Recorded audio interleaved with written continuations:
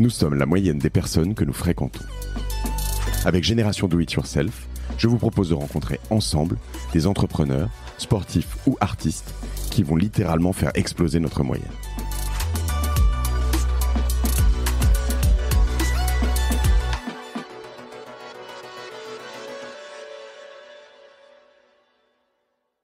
Tu vas faire en 2023 de chiffre d'affaires ? On va faire un volume près de 100 millions. Ouais. Mais tu vois, maintenant, on passe à côté de ces chiffres-là parce qu'on s'en habitue presque, tu vois. Ouais. Et puis ça change pas ma vie d'une certaine manière, mais c'est ouf, tu vois. Je te dis, la première année, on faisait 3, après on a fait 30, période Covid, ça nous a... Puis on arrivait à un bon moment, puis après on a fait 52, puis 75, puis 100. Voilà. Du coup, j'ai perdu le fil. Non, on était en train de me raconter les abonnements à vie. Voilà. Et en fait, donc Paul, notre responsable légal, nous dit, les gars, ça par contre, il faut le changer. Pour plein de raisons. Parce que t'es jamais à l'abri qu'il y a un moment donné, t'as envie de cutter demain cette règle-là. Parce que t'as besoin d'optimiser ta marge. Et l'affiliation en fait partie, tu vois. Ce programme, il faut être en capacité de le rénover, de le changer. Demain, si on vend la boîte, bah, peut-être l'investisseur de demain, il aura pas du tout envie d'avoir, il voudra avoir la main mise sur son taux de marge aussi. Et il voudra pas se dire, mais c'est quoi cette politique d'affiliation à vie que vous avez mis en place? Certes, elle vous a permis de vous développer, mais moi, j'en veux pas. Donc, il a fallu juste qu'on anticipe aussi ça. Mais 36 mois, c'est déjà énorme. Enfin, c'est déjà une promesse ultra forte. Souvent, t'as des problèmes d'affil sur 12 mois. Donc, 36 mois, on a estimé que c'était quand même quelque chose qui était très honnête et qui était très stimulant pour quelqu'un qui est en capacité de recruter un talent, un expert, un influenceur, une influenceuse. On va reprendre le fil après, mais si je suis moi sur j'ai quelques programmes d'affil sur lesquels je suis sur des trucs à vie.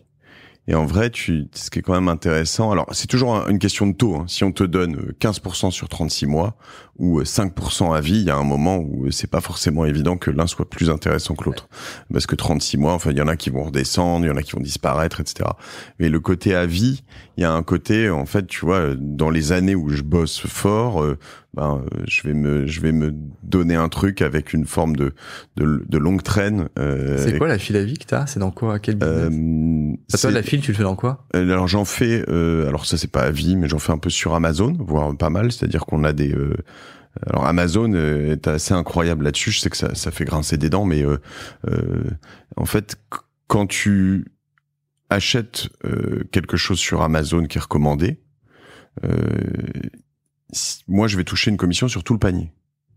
Okay. D'accord. Donc je touche pas que si demain, tu vois, je vais mettre le lien par exemple de une crasse par jour dans je vous recommande vivement d'acheter une crasse par jour et acheter plein de trucs dans votre panier en même temps. C'est dingue ça. Et en fait, si tu fais un panier à 1000 balles, je vais pas toucher juste une affile sur une crasse par jour, mais je vais toucher une affile sur tout ce que t'as mis parce qu'ils considèrent que, alors peut-être qu'un jour ils vont revoir ça aussi, mais ils les revoient de temps en temps. Mais donc du coup, ça fait des volumes beaucoup. Ce qui fait que en effet, alors déjà, moi j'aimerais bien recommander des libraires autres sur les livres, par exemple, que je recommande, et je dis souvent, enfin, à tout le monde, allez l'acheter chez les libraires si vous pouvez. Mais le problème, c'est que là-dessus, en revanche, on va me filer littéralement 12 centimes, tu vois, sur un truc ou même pas. Donc tu peux en faire 1000, je vais te dire, à la fin, 1000 fois 12 centimes, ça fait que 12 €, tu vois. Donc c'est pas grand-chose. Non, peut-être 120 quand même.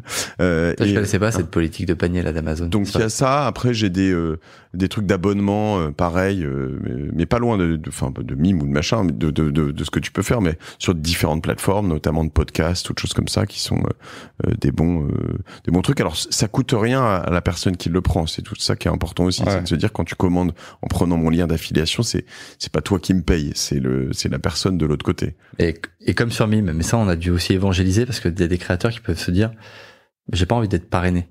Mais c'est $1. Tu ne sais même pas qui te parraine. C'est de la file avec du cookie tracking classique, tu vois. Tu cliques sur un lien, ça n'a aucune influence pour toi. Nous, le reversement, c'est pas sur les revenus du créateur. On fait le calcul sur l'assiette de revenus du créateur, mais c'est sur notre marge qu'on reverse, évidemment, tu vois, les 10%. Et c'est ça, tu vois, il y en a un qui me revient maintenant, c'est Ocha, qui est une plateforme pour faire du podcasting. Si tu utilises mes liens Ocha, Matin Touch, tu vas payer le même prix, voire je pense même que tu as une remise parce que je t'ai parrainé, et moi je touche un lien d'affil à vie. Et ça, c'est pas un truc qui va faire que tu payes plus cher, en l'occurrence, je crois même que tu payes moins cher, tu vois. Donc, c'est un peu l'idée. C'est là où c'est bien foutu aussi, cet affil, parce que tu vas avoir des gens, comme tu l'as eu toi, qui vont bosser pour toi. C'est ça le principe de l'affiliation, quoi. Bah, ça a été c'était notre leitmotiv avec Gaspard, parce qu'on était que 2 et on avait la vocation de rester 2. Donc il a fallu, on a compris au bout d'un moment que c'était pas possible. Mais du coup, il fallait qu'on trouve des martingales pour faire croître justement notre audience de créateurs, parce que les créateurs apportaient les abonnés. Donc nous, notre enjeu, ça a été de faire venir des créateurs. 12 programmes d'affiliation. Et qui a très bien marché. Enfin, la promesse était tellement forte. Les gens ont besoin de gagner de l'argent. Enfin, tu vois, t'as le pouvoir d'achat en ce moment qui baisse. Tu te rends compte que tout le monde est prêt à trouver des bons plans pour avoir plus d'argent dans le portefeuille. Ça, c'était une manière assez facile, online, de générer du revenu de manière passive. Tiens, moi aussi, je suis influenceur ou influenceuse. J'ai des amis qui sont influenceuses. Je vais leur demander aussi de s'inscrire sur cette plateforme et quitte à le faire avec mon lien d'affiliation.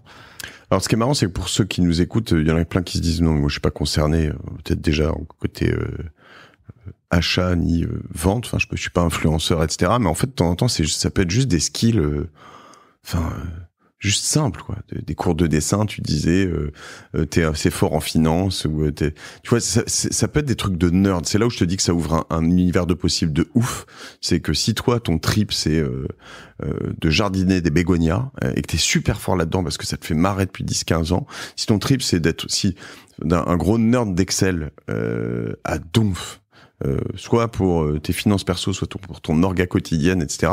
Tu peux probablement, à la taille des je sais pas, 70 millions de Français ou X millions de francophones, c'est peut-être une plateforme plus francophone, tu me diras après, avoir 1000 abonnés qui vont te payer 12 balles par mois pour que... Et même si t'en as que 14 abonnés, mais que ça te permet de te payer ton petit week-end à la fin du mois, par exemple, parce que c'est notre promesse. Nous, on a vocation à être universel.